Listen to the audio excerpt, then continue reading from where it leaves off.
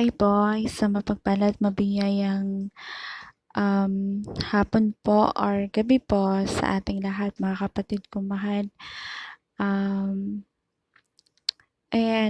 Gusto kong batiin ang lahat ng happy 3rd anniversary po sa ating lahat, no? Bago ko pa man simulan ng testimony, pagpapatotoo kung paano ba nakatulong ang online ministry sa aking buhay, no? Dito sa Imo. Ayan, medyo ako, pagod ako buong maghapon sa araw na ito talaga. Ayan, so, ako nga pala si Popcorn. Ayan, ang totoong pangalan is Reyna. Tubo akong Pangasinan. Ayan, at nagsimula akong nakakilala sa Lord, sa ating Panginoong Jesucristo, dito talaga sa platform ng Imo. Dito talaga ako nakakilala kay Lord. Alam ko sa puso ko, no, dati akong, alam nyo na, pinagmulan natin, karamihan sa atin ay pinagdaanan at pinagmulan sa ating kapanganakan ang reliyon na yon. Ganon din ako dati. Pero salamat sa Lord kasi naging daan yung Imo, naging daan ng online ministry para mas lalo ko siyang makilala at maipagamit ang life ko sa ating Panginoon na makapaglingkod ako sa Kanya. Okay, quick story lang tayo, no? Dito sa mundo ng Imo, maraming pwede kang pasukan. Kumbaga, sa pintuang magkipot na ang dulo ay tagumpay, kaligtasan, or sa pintuang maluwang kung saan ang dulo nito ay kapahamakan. Ganyan din dito sa Imo, no? So, ang una talaga is nasa makamundong mga BR dito sa Imo, no? Lalo't sa mga talagang mga malulutong na murahan. Ayan. So, ang hilig ko sa basagan, kung familiar kayo sa mga ganon, on the spot basagan. Pero salamat sa Lord kasi naniniwala ako sa mga sinishare ng ating mga kapatid at natutunan ko na kahit nasaan ka man, kahit anong klase kang tao man, or kung kahit sino ka man, no? Pag tinawag ka ni Lord, wala kang magagawa kung anong kalooban ni Lord sa'yo, yun ang mangyayari. Depende na lang kung tutugon ka sa panawagan ni Lord sa'yo. Ayan, pero syempre kung anong kalooban ni Lord talaga, yun yung mangyayari sa life mo. Tulad ko, hindi ko naman talaga inaakala. Pero alam ko naman sa sarili ko talaga na may Diyos ako. Dati pa man, alam kong may Diyos, pero hindi ko kilala kung sino ang Diyos ko. Hindi ko talaga siya kilala. Alam ko sa puso ko kung Diyos, at ang pananaw ko noon, ang pananaw ko, gumawa ka ng tama, huwag kang mag-aragabyado ng ibang tao, huwag kang manapak ng tao, safe ka na, ligtas ka na, kasi yun yung pamantayan ni Lord na alam ko, yung maging mabuti kang tao. Yun. Pero nung napasok ako sa Jesus Christ as Lord Christian Ministry sa pamamagitan ng tambayan, kasi sa una talagang BR ako napunta sa tambayan, which is extension ministry siya ng Jesus Christ as Lord Christian Ministry, but the same online ministry siya, no? So, ayun, ang dami kong natutunan, ang dami kong nalaman na hindi sa paggawa ng mabuti ka maliligtas, at hindi sa paggawa lang ng mabuti ang dapat na gawin mo, kundi kailangan maglingkod ka sa Lord, kailangan ipagamit mo yung life mo. Malalaman mo, siguro maski ikaw, matatanong mo sa self mo na ano ba ang purpose mo sa mundo, no? salamat sa online ministry, Jesus Christ is Lord Christian Ministry, na sa pamamagitan nito, unti-unti kong nalalaman, unti-unti kong natututunan kung ano baga ang purpose ng tao sa mundo. At ako, ano ba ang purpose ko dito sa mundo? Bakit ako nag-exist sa mundo, no? Bakit ako nandito sa mundo? Yon. So, salamat sa mga kasagutang unti-unti kong natututunan. Salamat sa um, sa online ministry, Jesus Christ is Lord Christian Ministry, na talagang ito talaga yung naging daan. Ito talaga yung binigay sa akin ni Lord na bilang isang OFW, yun pala, no, bago ko makalimutan, tunay na napaka mahalaga at napaka-bless naming mga OFW, lalo't ako, na bilang isang katulong sa ibang bansa, hindi ka nakakalabas, for how so many years na nasa bahay ka lang, no? Hindi ka nakakalabas. Thank you, Lord, kasi talagang tunay na nakaka-amaze, no? Napaka-amazing talaga ng Lord na ang dami niyang kapamaraanan para makakonect ka sa Kanya, para walang um, pwedeng idahilan na hindi nagpakilala yung Lord sa'yo. Andiyan lahat yung kapamaraanan ni Lord para ikaw mismo, tayo mismo ay mapalapit sa Kanya, at isa nga itong online.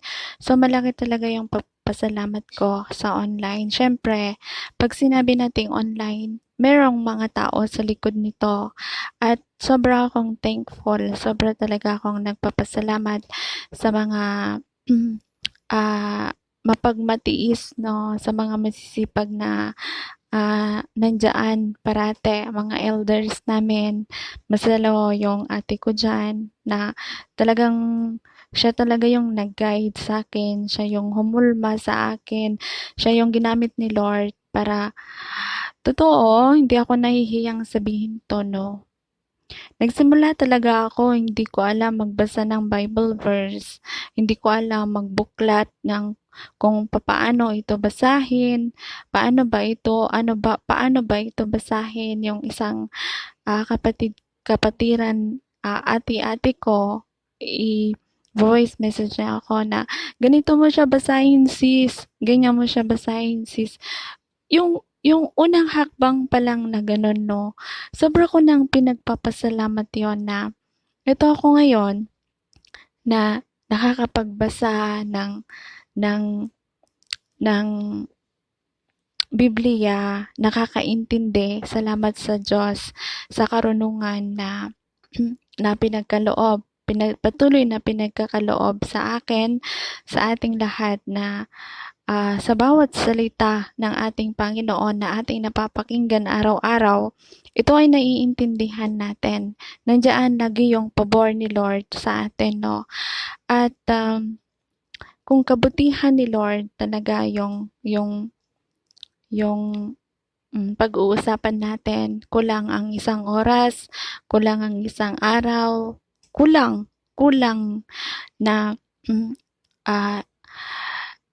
i-testify kung gaano kabuti ang Lord, yung protection niya sa atin araw-araw, yung may buhay tayo, yung paggising pa lang niya sa atin, sa ating pagkakatulog sa gabi, sobrang napakalaking blessing na yan sa atin. So, maraming salamat sa Diyos, at walang katapusang pagpapasalamat sa ating Panginoon, at maraming salamat din sa online ministry, no, sa Giselle LCM, at maraming salamat sa buhay ng bawat isa, magmula sa ating pastor, sa ating pastora, sa aking mga elders, no, sa aking mga co-admin, at syempre sa buhay ng bawat isa na parating nandyan, parating umaaten sa gawain ng ating Panginoon, at patuloy na nagpapalakas Hello mo mga kapatid, mapagpalang araw po sa ating lahat. Gusto ko lang pong magpasalamat sa ating Panginoon. Happy third mansari po sa ating gawain. Ako po ay nasa ibang bansa, dito po sa bansang UAE. Malaking tulong po sa akin ang online dito po kung saan po natin ginagawa ang gawain po ng ating mahal na Panginoon. Hindi po ako nakaka-attend po sa physical church, pero dito nakakatulong po sa akin. Dito ako nakakarinig ng 4 na beses o 3 beses po sa isang araw, nakakarinig po ng banal na salita ng ating mahal na Panginoon. Ayan, salamat po sa ating mahal na Panginoon. And God bless us all po mga kapatid. Praise the Lord for this wonderful day. Dito ako mga kapatid para ipagsigawan how good ang ating mahal na Panginoon. Sabi nga sa Psalm 107 verse 1, give thanks to the Lord for He is good. His love endures forever. I never thought na dahil dito sa Imo apps, may balik ako sa gawain ng ating mahal na Panginoon. We all know that ang apps na ito is one of the dirtiest apps or social media na nag-i-exist. Aminin ko mga kapatid, I was a moderator sa isang legitan for a couple of months. Alam nyo, yung schedule ko doon is prime time, 10 to 11 p.m. wherein oras na ng pahinga ng ating mga kapatid na mga OFW, lalo na sa Middle East. Dinadagsa ng mga tao, 50, 60, 70, more than 70 heads ang audience na nakikinig sa baba. But what if I spoke God's word sa VR na yun? Do you think aabot kaya ng ganun kadami ang makikinig sa baba? I don't think so. It was a proof na mas marami ang nakikinig sa walang kabuluhang bagay kaysa banal na salita ng ating mahal na Panginoon. But God is really, really good to me. He snatched me away from that VR. He took me away from there. I started going around looking for something, pero hindi ko alam kung ano.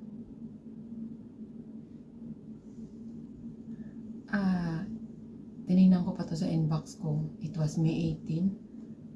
Napunta ako dito sa Jesus Christ is Lord Christian Ministry.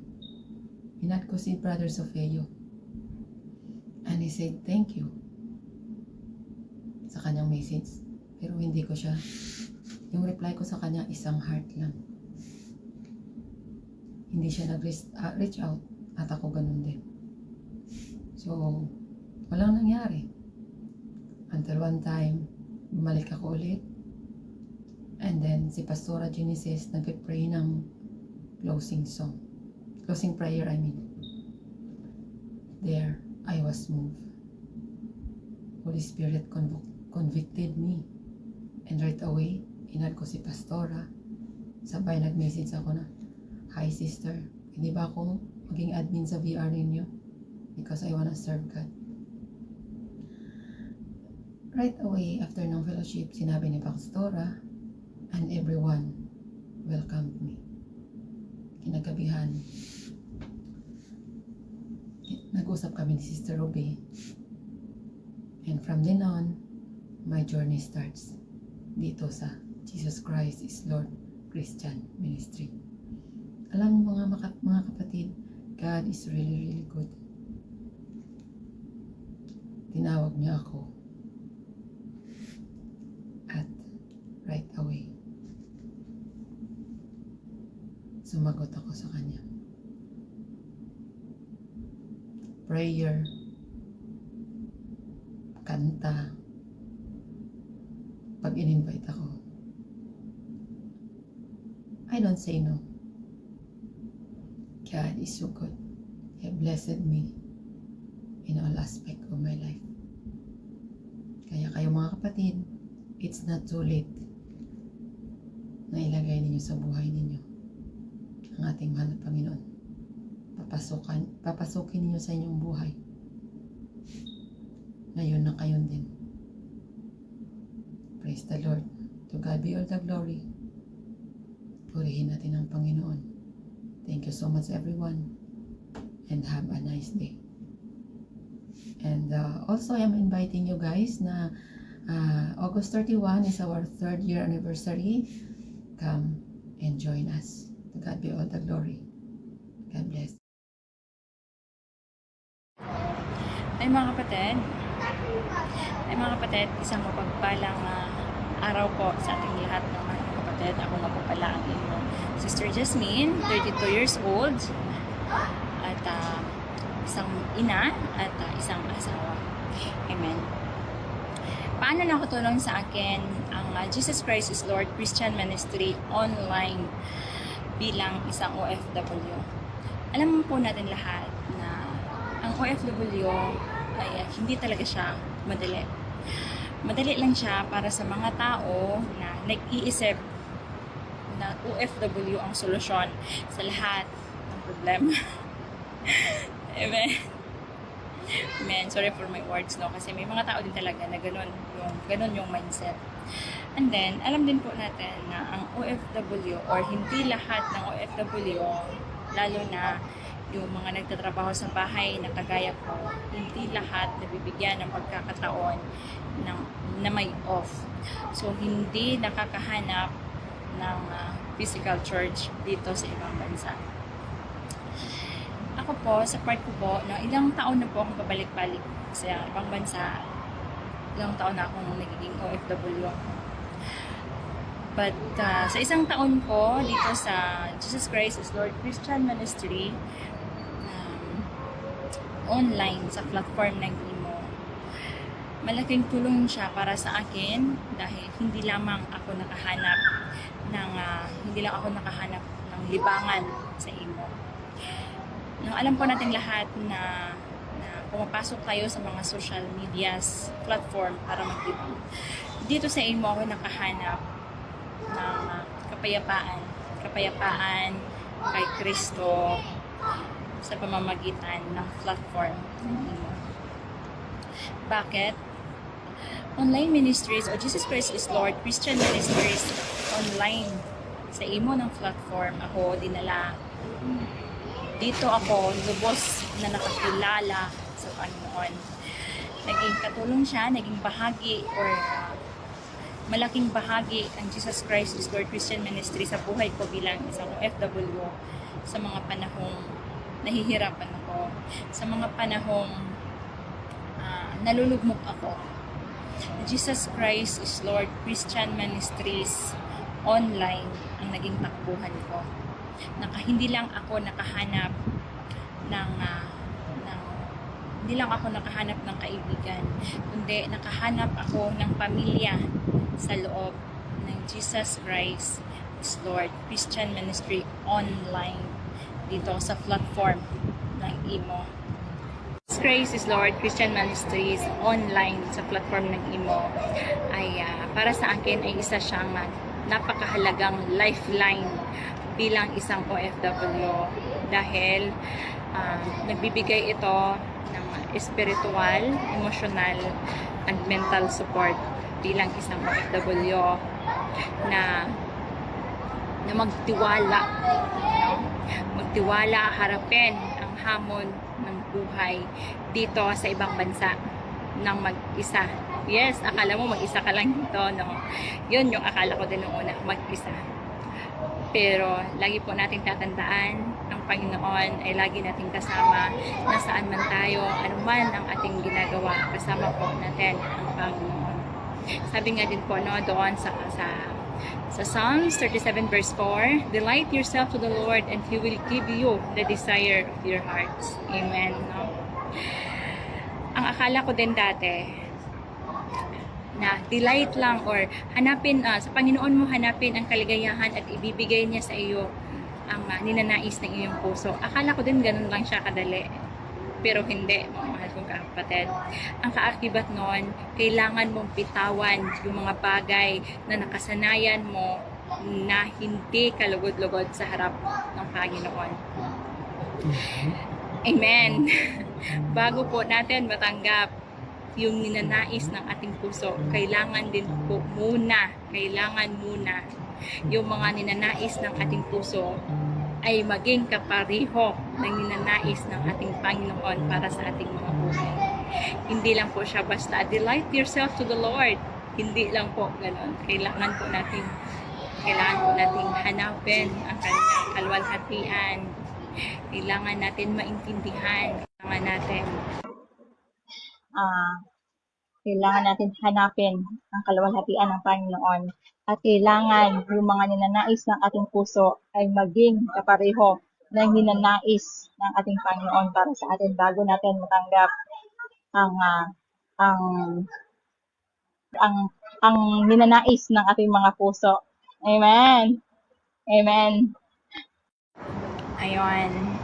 Kaya sobrang akong nagpapasalamat sa bumuo, no? Sa bumubuo ng Jesus Christ is Lord Christian Ministries na ako ay naging bahagi o naging parte ng pamilyang Jesus Christ is Lord Christian Ministry dahil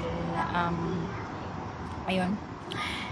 At maraming salamat sa ating Panginoon na patuloy niya kayo or tayo ginagabayan sa lahat ng ating suliranin, sa lahat ng ating ginagawa sa araw-araw. Amen. God bless us all and I love you with the love of the Lord. Amen. Purihin po ang Panginoon at isang pinagpalang araw po or gabi sa ating lahat. Ako po ang inyong kapatid sa Panginoon, Sister Ruby. At ako po ay maghahayag ng aking mga test in life. It means testimony. Amen? So, testimony ko po kung paano po ako nakarating dito sa gawain sa online, Jesus Christ is Lord Christian Ministry. So, ako po ay umiikot-ikot sa larangan ng Imo 3 years ago. At napadpad po ako dito sa Jesus is Lord Christian Ministry. So, ang akin pong, wala po akong plano. Kumbaga, nakikinig lang, pumunta, makinig sa gawaing ito, mga kapatid. Ngunit ang Diyos po ay gumagawa ng paraan kung paano niya po tayo aabutin sa atin pong kalagayan. So, ako po ay ginamit ng Panginoon sa gawaing ito bilang presider sa gawaing ito. At nung una ay hindi pa po ako marunong sa online na ministry kasi bago po sa akin ito. But glory to God, dito po ako lumago sa aking paglilingkod sa Panginoon, which is noon ako lang ay tagapakinig sa aming church. Minsan kumakanta po ako sa simbahan namin at naglilid ng mga offerings or opening prayer, ganyan. Pero ang pag-share po ng Word of God ay hindi ko po yun ginagawa. Kumbaga nagawa ko yun noon nung ako ay parang college na yata, but isang beses lang po yun. So, Bible study. After that, taon ang lumipas, dekada ang lumipas, ganun lang po ang aking kalagayan, nananatiling tagapakinig. Nakatulong po ang Jesus Christ is Lord Christian Ministry sa akin pong spiritual na paglago at purihin po ang Panginoon. Mula nung umattend po ako dito, naging presider po ako, then naglilid din ng umaawit, ganyan, opening prayer. But salamat po sa gawaing ito, sa pangunguna po ng ating Pastor Edward, at dito po nahubog ang aking kaalaman tungkol sa banal na kasulatan ng ating Panginoon na pwede rin pong gamitin ako ng Panginoon upang maghayag ng kanyang salita. So marami pong nabago sa aking pagkatao nung ako po ay nagpagamit sa ating Panginoon. Nagsishare po ng Word of God.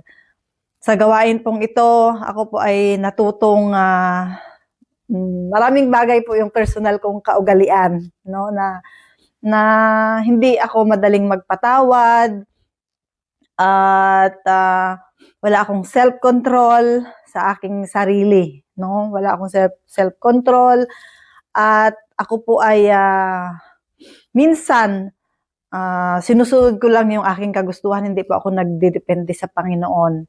But dito po nahubog ang aking pagkatao at marami pong nabago sa aking buhay, mga kapatid. Pati yung aking personal na love life ay inayos ng Panginoon. So, nung ako po ay una rito, dumating po ako dito, mga kapatid,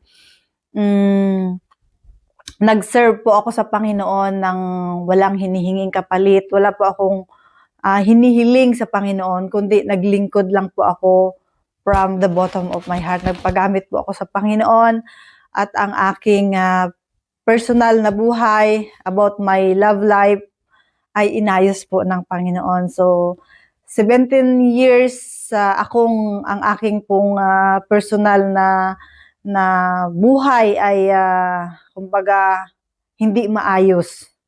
Wala pong kumbaga walang direction.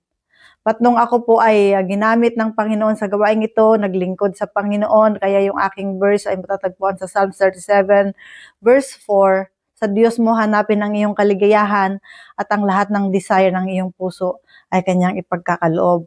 So inayos po ng Panginoon ang aking buhay at after 17 years ng aking buhay na naging single mother po ako, dalagang ina po, mga kapatid. After 17 years, yung desire ng puso ko na gusto kong yung aking pamilya ay mabuo, mga kapatid, ay tinugon po ng Panginoon. Ayaw ko pong umiyak. Tinugon po ng Panginoon dahil noong 2023, 17 years na magkalayo po kami that time tawag ko po ay tatay ng anak ko kasi hindi pa kami kasal. Tawag ko tatay ng anak ko. Magkalayo po kami, so nasa Dubai po ako at nasa UK po siya. So nung ako po ay naglingkod sa Panginoon, yung desire ng puso ko na gusto ko ng buong pamilya, maayos na pamilya, yung anak ko may tatay, ay tinugon po ng Panginoon. So 2023 May, dumating po yung asawa ko na ngayon. Dinaanan niya po ako sa Dubai, umuwi po kami sa Pilipinas at doon po kami ikinasal.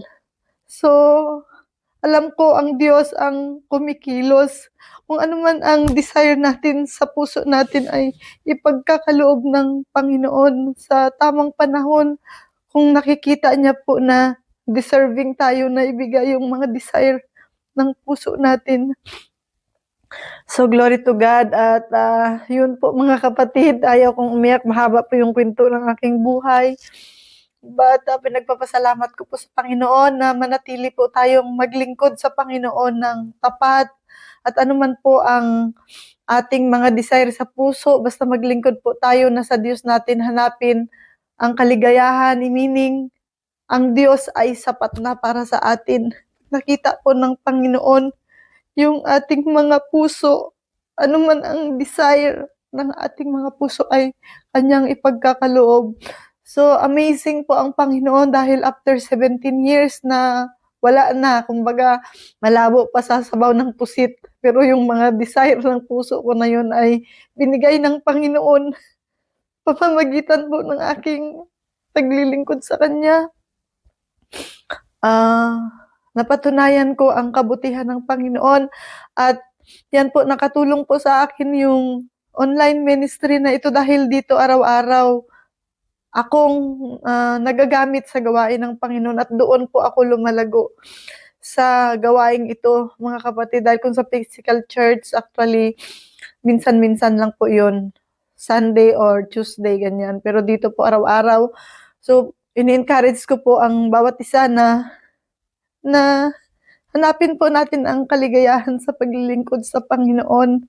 At anuman po ang ating mga desire, ay nakikita po yan ng Panginoon ng ating mga puso. Kaya salamat sa Panginoon. Umabot na po tayo sa 3 years anniversary natin. Dalangin ko sa Panginoon na bigyan niya pa po tayo ng marami pang taon na sama-sama at marami pa pong mga tao ang madala dito, mabago ang mga buhay sa tulong po ng gawain natin dito sa online ministry sa gawain ito, Jesus Christ is Lord Christian Ministry. Ang Diyos po ang magpala sa bawat isa. Hanggang dito na lang po at sa next time na naman po yung iba. Glory to God and God bless us all. Salamat po.